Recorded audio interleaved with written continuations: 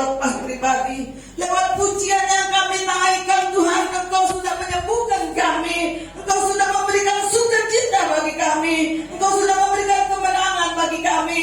Kami mengucap syukur Tuhan untuk perkara-perkara besar yang terjadi dalam kehidupan kami. Sementara hamba-Mu akan menyampaikan kebenaran firman-Mu, Engkau juga urapi Tuhan dan penuhi dengan kuasa Roh Kudus-Mu.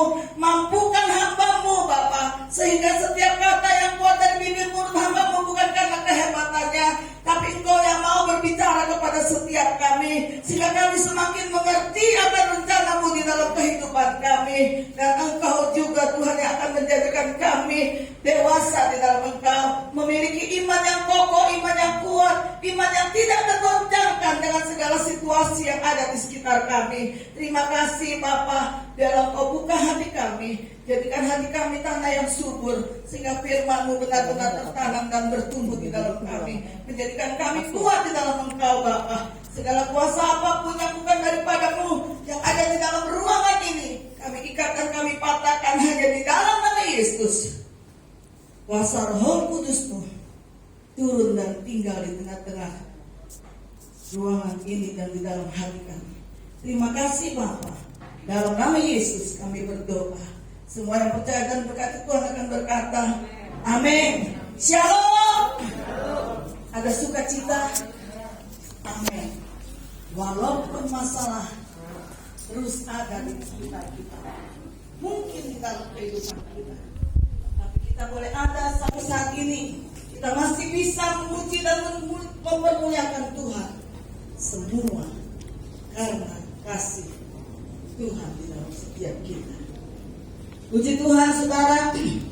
Pagi ini renungan saya beri tema mengejar kemuliaan yang fana. Kalau ada yang fana, pasti ada yang kekal dan abadi. Dan saya percaya kita semua yang ada di tempat ini ingin dikenal dan ingin terkenal atau tersanjung, ingin memiliki kuasa, ingin dipuji-puji.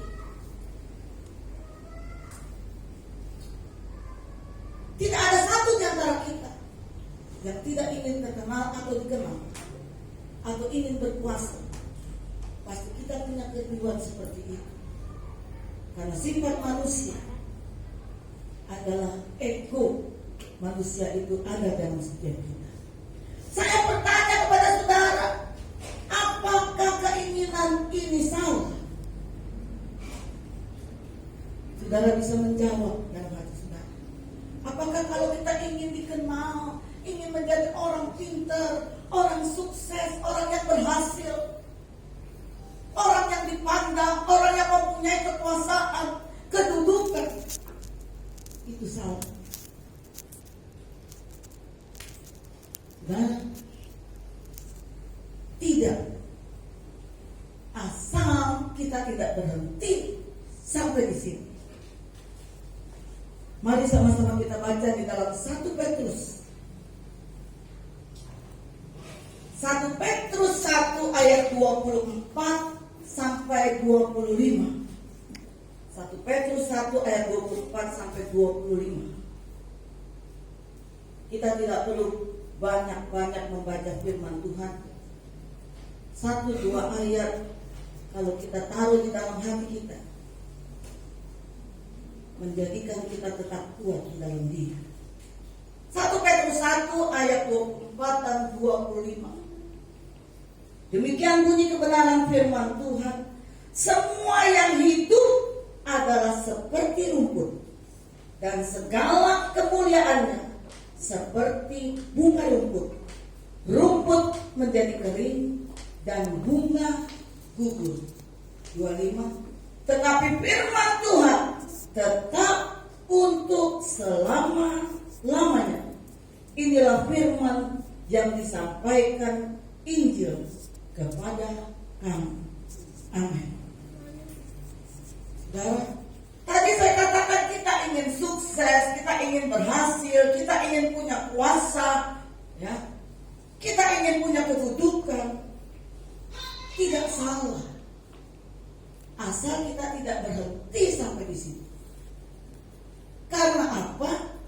Karena tadi firman Tuhan kata semua, ya, semua yang hidup adalah seperti rumput. Saudara tahu rumput? Tetapi ayat 25 mengingatkan kita boleh sukses, kita boleh berhasil, tapi ingat, kita tidak bisa meninggalkan Tuhan. Karena semua kita ada sampai saat ini bukan karena kita hebat, tapi semua karena Tuhan. Kita harus berjalan di dalam kebenaran firman Tuhan. Karena tanpa Tuhan semua yang ada dalam hidup kita menjadi sia-sia. Bukankah kita sudah alami hampir 2 tahun? Saudara, sampai November besok, November akhir, umur corona 2 tahun. Sosmed bilang jangan kita rayakan ulang tahun corona, saudara. Sehingga corona cepat berlalu dan mati untuk selama-lamanya. Masuk ke Indonesia pertengahan Maret, tapi dia sudah bertumbuh di Yunnan kalau nggak salah di akhir November.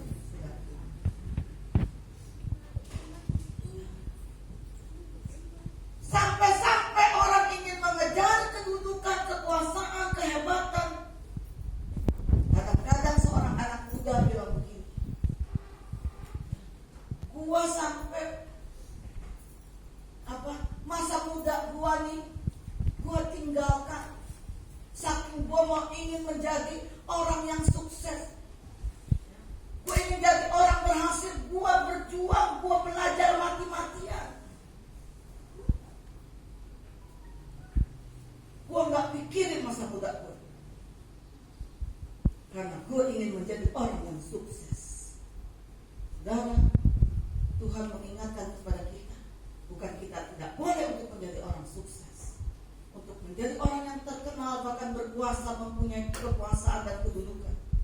Tapi kita harus berbalik fokus kita kepada kebenaran firman Tuhan. Tanpa Tuhan, semuanya menjadi sia-sia. Jadi apa yang harus kita lakukan? Sebagai orang tua kita harus mengingatkan anak-anak kita agar dari sejak dini anak-anak kita mengenal siapa Yesus Allah yang kita sembah. Dari sejak dini anak-anak kita mengenal siapa Yesus yang sesungguhnya. Karena Ulangan pasal 6 ayat 6 dan 7 mengatakan, apa yang kuperintahkan pada hari ini haruslah engkau perhatikan, haruslah engkau mengajarkannya kepada anak-anakmu. Saudara, kita harus mengajarkan kepada anak-anak kita berulang-ulang.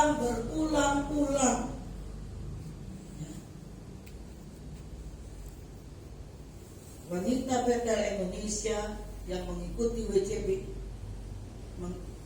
seringkali diingatkan lewat WCB, ada sesi ini, saudara, di mana orang tua harus berulang-ulang mengingatkan. Dikala duduk di meja makan, dikala tidur, dikala berjalan, dikala bermain dengan cucu, dengan anak, ingatkan kepada anak kita bahwa kita mempunyai Yesus Allah yang hidup. Jangan sampai anak kita keluar dari rel kebenaran atau tidak mengenal Yesus,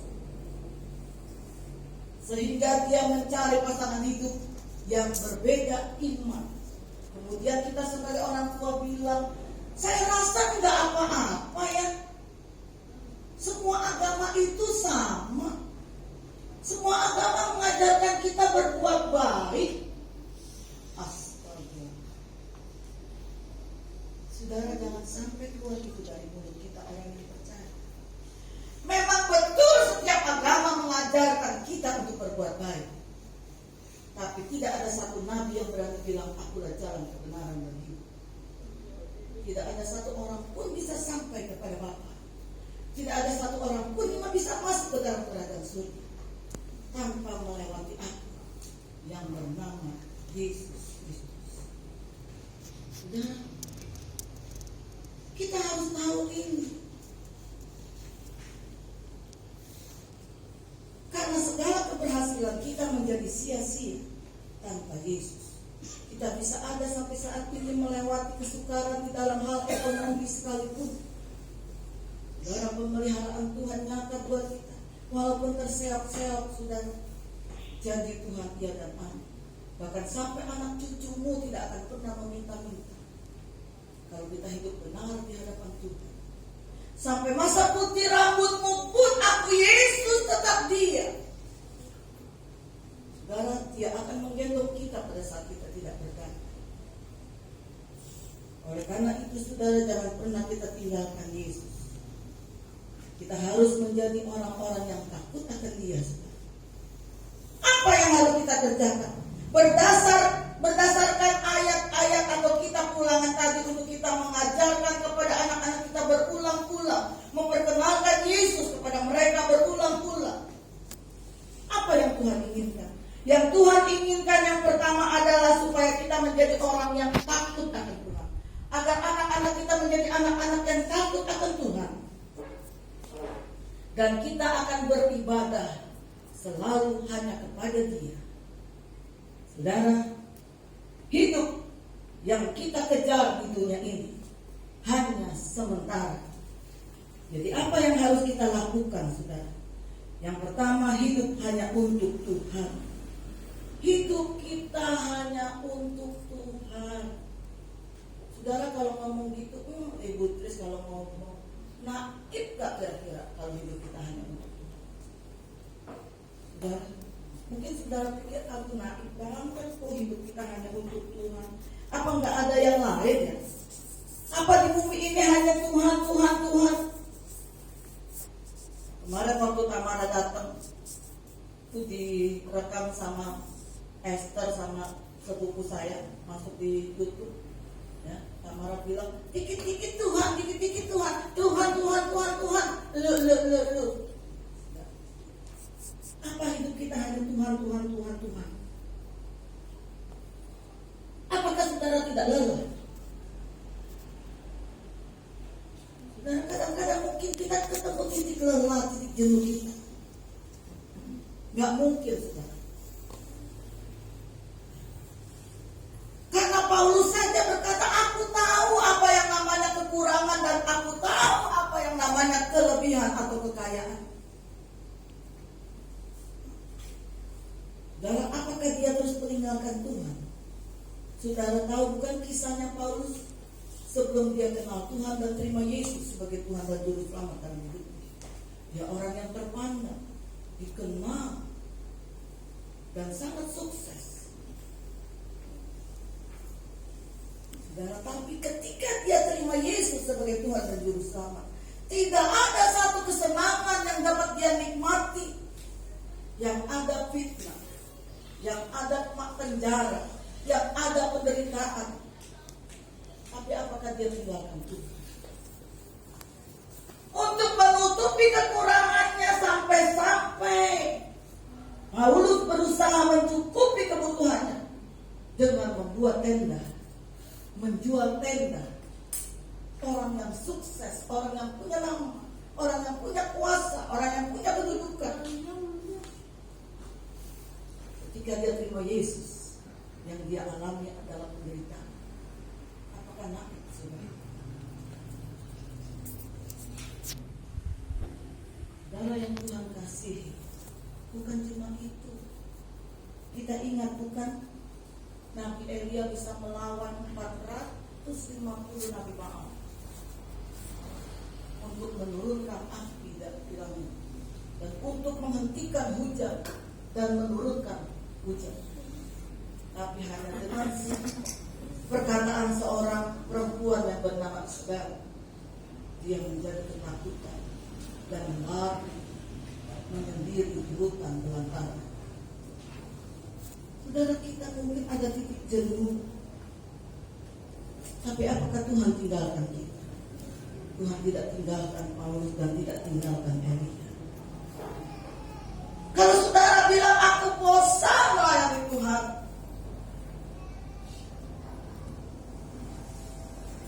aku bosan ke gereja, aku bosan beribadah, berarti ada sesuatu yang salah dalam kehidupan saudara dan saya. Karena kita melayani Tuhan hanya untuk kepentingan pribadi kita, untuk kita memperkaya diri, untuk kita mendapatkan sesuatu dari gereja, untuk kita mendapatkan sesuatu dari ibu gembala. Saudara, kalau kita melakukan Tuhan dengan motivasi seperti itu, maka kita akan bosan dan jenuh. Saudara, gereja tidak bisa memberikan apa-apa. Gembala sidang tidak bisa memberikan apa-apa. Tapi kalau saudara berfokus kepada Tuhan, takut akan Tuhan artinya menghormati Tuhan, menghargai Tuhan, maka tidak akan pernah ada kebosanan di dalam kehidupan saudara dan saya. Saudara, apa saya tidak bosan setiap Sabtu Masa? Waktu saya bersita. Apakah saya tidak bosan setiap Jumat dan Sabtu saya harus menyisikan waktu saya hanya buat orang-orang yang tidak pernah memberikan pertolongan kepada saya?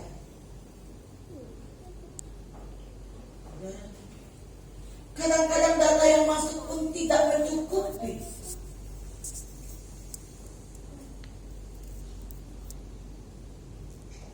Saya harus tinggalkan semuanya, saudara. Kalau hari Sabtu kita berjalan bersama dengan Ibu Wawa, apakah saudara pikir enak? Oh, jalan, saudara. Saudara, kalau jalan apa nggak capek? Walaupun di mobil, terus perut kagak lapar. Kadang-kadang kita harus mengeluarkan kocek untuk mengisi kampung tengah kita. Tapi saudara, Tuhan kirim orang-orang yang terbeban di luar sana, bukan anak Tuhan. Saya tidak pernah mengajak. Tiba-tiba Pak Mati bilang, Bu, besok Ibu dokter mau ikut keliling. Saudara tahu?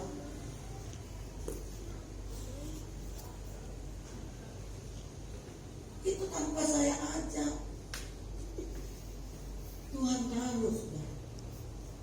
Kadang-kadang bukan cuma nasi bok yang kita kasih. Kalau kita lihat mereka terlalu amat susah, kita keluarkan uang 10.000 atau Ibu Wawa atau saya untuk kita berikan kepada mereka. Mereka begitu berterima kasih, saudara. Kalau mobil saya besar, saya bisa ajak banyak, saudara. Tuhan belum kirim mobil yang besar buat saya.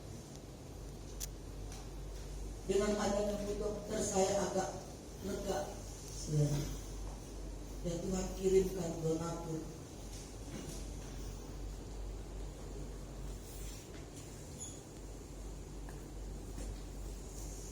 Maka dia akan menyiapkan dana, menukarkan uangnya 5 juta untuk menjadi uang 5 ribuan dan 10.000.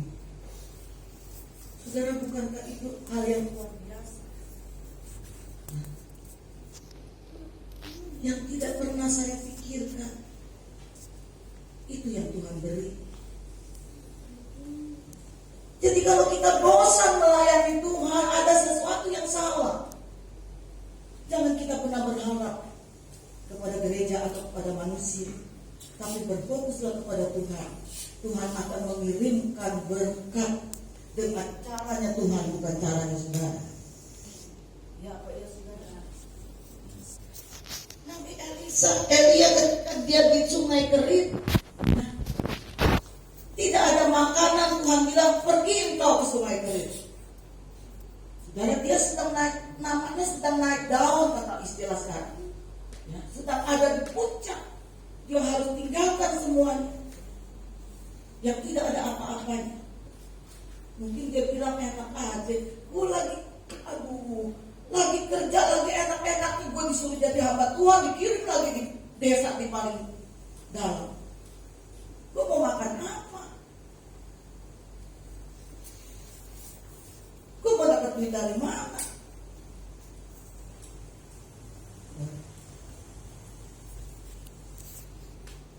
Tapi Tuhan yang saudara sembah dan saya sembah dia luar biasa. Dia kirim setiap pagi burung gagak untuk memberikan makanan. Sesudah itu Tuhan bilang pindah kamu.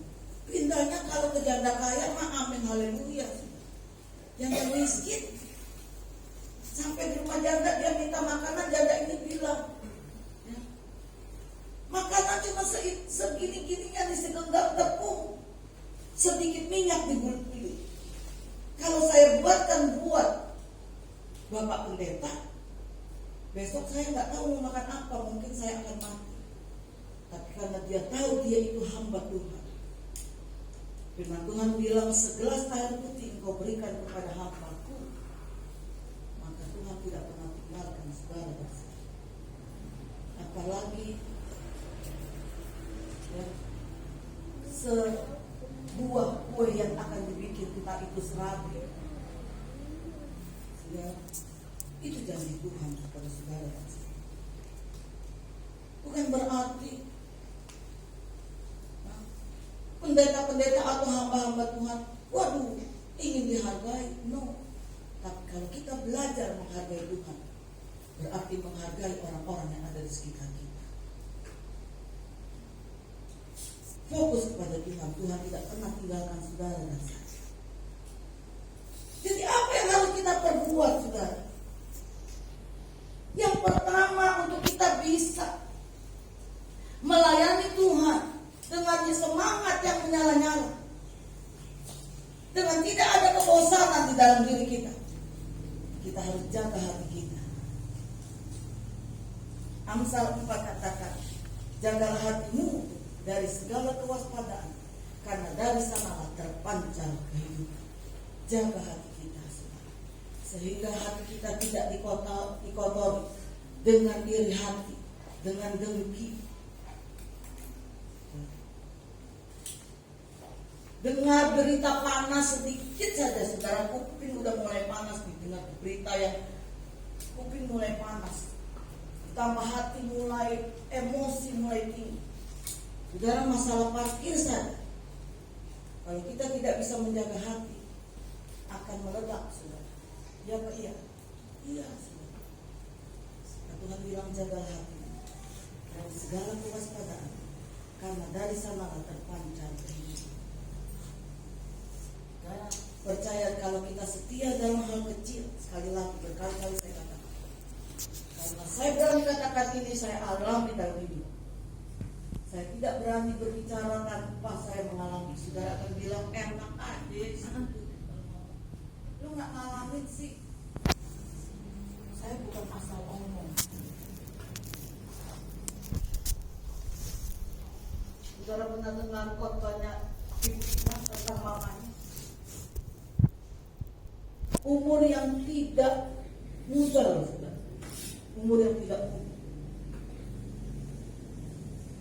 Saya angkat topi, saudara, kalau dia berani hidup sendiri di Sumba untuk melayani Tuhan. Apa yang dia dapat di sana? Saya bilang saya angkat topi. Saya cinta Tuhan.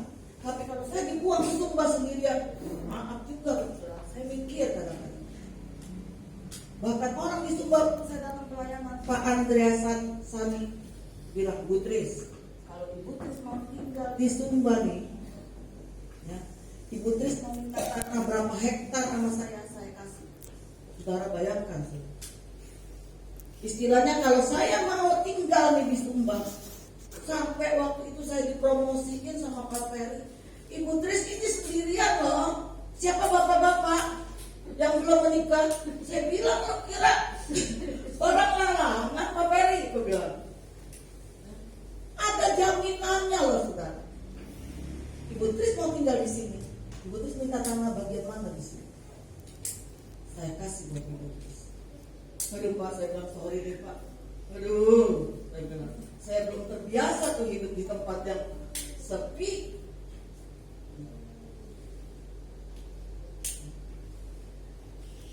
Waktu saya ke Ambon ada terus nyebrang ke dalam itu saya lupa lagi namanya. Ya ampun saudara, belum gak ada telepon, gak ada apa-apa. Kalau malam sepi.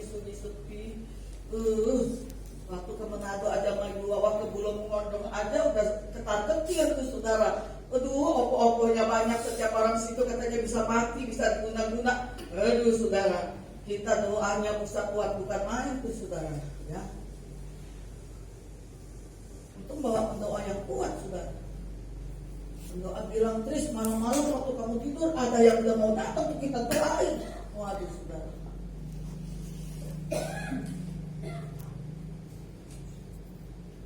Waktu saya ke Kalimantan aja tuh saudara, adik saya yang punya penglihatan bilang, tuh bang tuh, si Cici di Kalimantan mau diinin orang tuh.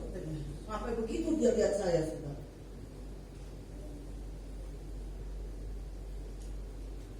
Tapi bukankah Tuhan luar biasa saudara? Jaga hati kita. Yang kedua, jaga perkataan kita.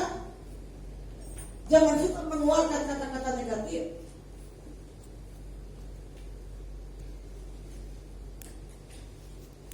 Saya sudah uji dan saya sudah pantau.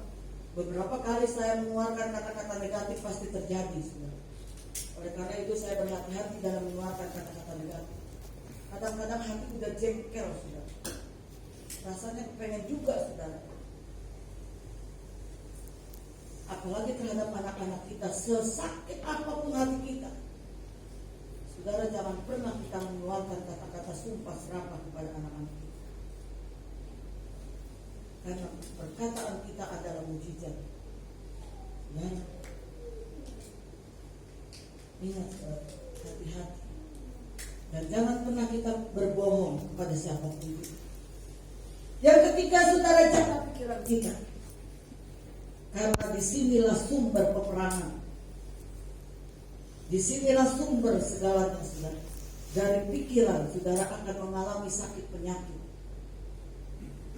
Penyakit yang saudara alami dari mana datangnya? Selain dari saudara mungkin tidak bisa memanage makanan saudara, itu datangnya dari sini, saudara. Dari pikiran saudara. Oleh karena itu jaga pikiran saudara. Jangan sampai kita dihancurkan. Saudara, ada artikel yang berkata begini, orang bodoh bisa sukses, tapi orang pintar selalu gagal. Saudara bisa pikir, orang bodoh bisa sukses, orang pintar selalu gagal. Setelah dibaca keseluruhan dari artikel itu, dia menjelaskan kenapa orang bodoh bisa sukses. Orang bodoh begitu dia mendapatkan hikmat atau dia mendapatkan ide, dia gak banyak berpikir, saudara, tapi dia langsung action, dia langsung bertindak. Tapi orang pintar, begitu dia dapat ide atau dia dapat hikmat, karena pintarnya, dia selalu membandingkan, dia pikir, dia bandingkan, dia mungkin kalkulasi dan sebagainya. Dia tidak pernah bertindak, dia tidak pernah beraction. Oleh karena itu dia selalu gagal. Bukan berarti kita harus bodoh, tapi jangan selalu kita harus memakai pikiran memang.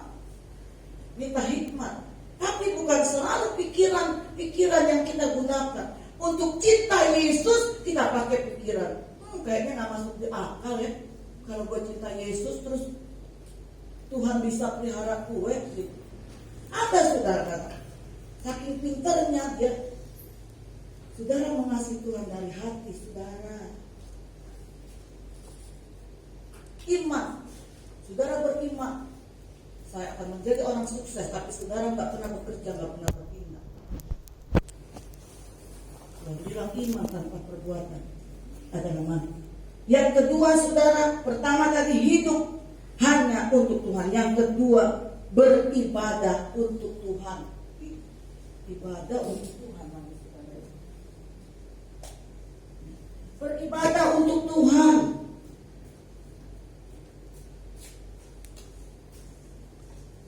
Tuhan mau kalau kita beribadah, datang di tempat ini, beribadahlah dengan sungguh-sungguh.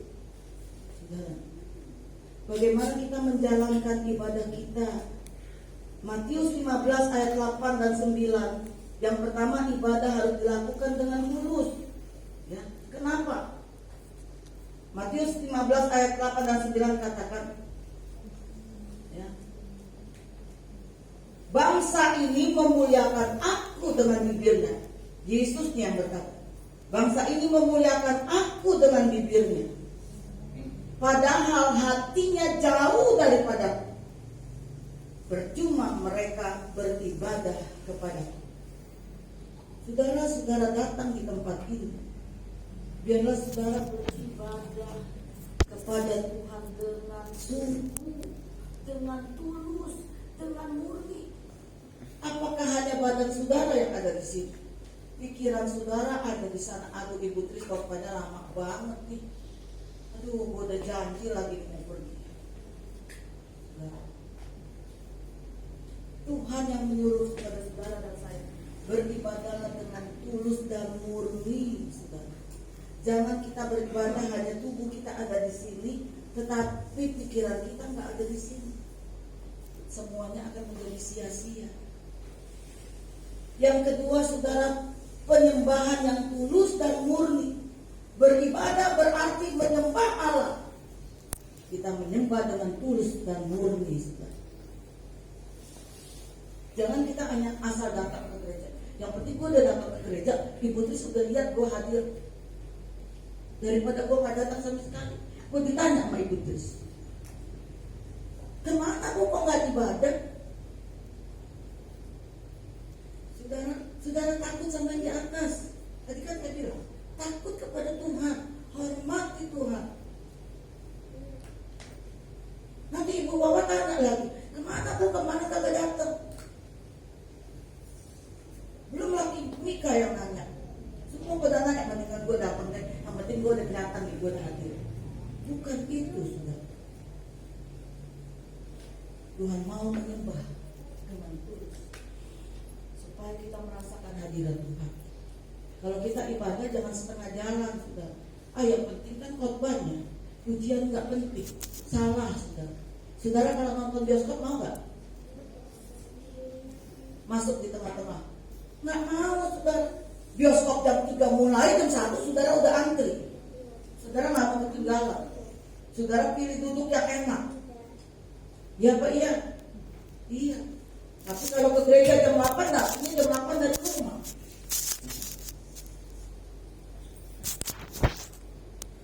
Saudara nggak mau terlambat nonton bioskop. Sekalipun baru iklan di depannya, saudara nggak mau. Ya kan? Saudara, lewat pujian akan mujizat yang terjadi. Saudara nggak percaya, buktikan dan lakukan, alami dalam hidup.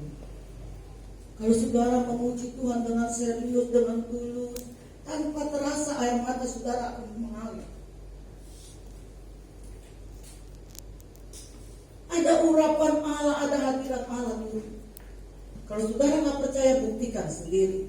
Bukan kata orang seperti orang buta bilang, katanya dunia itu indah, katanya. Tapi buktikan, saudara. Ya. Mari saudara, dan yang ketiga, ibadah yang benar adalah hidup semakin dimurnikan. Kalau saudara baca di dalam Roma 12 ayat 1, dia katakan, karena saudara-saudara demi kemurahan Allah, aku menasihati kamu supaya kamu mempersembahkan tubuhmu sebagai persembahan yang hidup dan yang kudus dan yang berkenan kepada Allah. Itulah ibadahmu yang sejati. Saudara, ibadah yang benar adalah hidup yang semakin dimurnikan. Berapa lama saudara kenal Tuhan? Berapa lama saudara bertobat dan terima Yesus sebagai Tuhan dan Juru Selamat dalam hidup? Adakah satu perubahan hidup dalam hidup? Adakah satu perubahan hidup? Tidak. Istilahnya kalau dulu kita sering bohong, Apakah sampai sekarang kita masih suka berbohong, bergali-gali? Bu, itu kan bohong buat kebaikan. Di mata Tuhan tidak ada bohong putih, tidak ada bohong merah, tidak ada bohong hitam. Bohong tetap bohong. Dulu saudara masih suka pinjam uang tanpa bayar. Kalau ditagih tarsok. Kalau pinjam benar dan sumpah demi Allah. Tidak ada perubahan dalam kehidupan kita.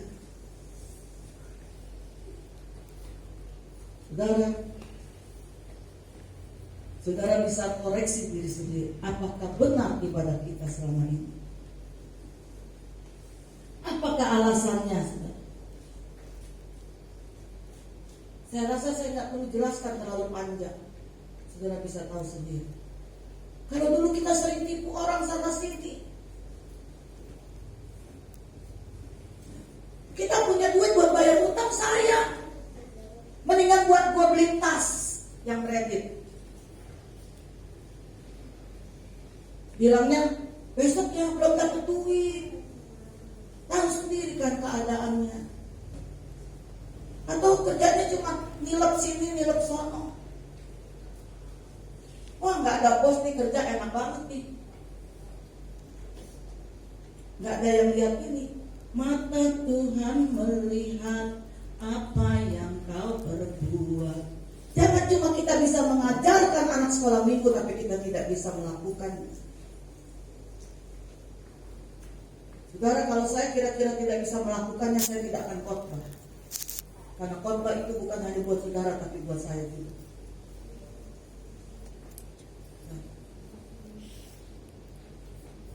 Kita mengajarkan anak sekolah minggu, anak-anak berbohong, tapi kita masih suka berbohong. Kita jangan suka mencuri, tapi kita mencuri uang perusahaan. Mata Tuhan melihat apa yang kau perbuat, baik yang baik, baik yang jahat. Saudara, satu telunjuk menuju ke arah saudara. Ada 3 jari. Mungkin kalau jempol nggak bisa. Ada 3 jari, ingat saudara, yang mengarah ke diri saudara. Apakah saudara mau menunjuk begini? Nggak mungkin. Satu jari menunjuk ke arah saudara, 3 jari ada di dalam diri kita. Berarti sebelum kita mengoreksi orang lain, menyalahkan orang lain, menyalahkan teman kita, lu mah sebagai teman gak tahu diri. Ingat, ada 3 jari yang mengarah kepada kita. Koreksi dirimu, apakah diri kita sudah lebih benar dari mereka. Saudara, mungkin khotbah saya pagi hari ini agak cukup keras, tapi biarlah kita mau hidup benar di hadapan Tuhan. Kita fokus kepada Tuhan. Kita boleh sukses, kita boleh berkuasa, kita boleh menjadi orang yang berhasil. Menjadi presiden pun itu doa saya buat saudara. Kalau ada dari kita nanti besok akan menjadi presiden menggantikan Bapak Jokowi atau presiden yang berikutnya, saya dengan senang hati dan bangga bahwa jemaat GBI Sunter Kirana tercetus menjadi seorang presiden. Tapi ingat, kita harus berfokus kepada 2. Yang pertama, hidup hanya untuk Tuhan. Artinya kita hidup takut, hidup benar, dan kita hanya beribadah pada Dia, sehingga nama Tuhan dipermuliakan. Amin. Tuhan memberkati. Kita siapkan hati kita untuk kita masuk ke dalam perjamuan kudus, duduk semeja dengan Tuhan, menikmati tubuh dan darah Tuhan. Siapkan hati kita, saudara. Hambanya akan maju ke depan. Kita akan berdoa, saudara.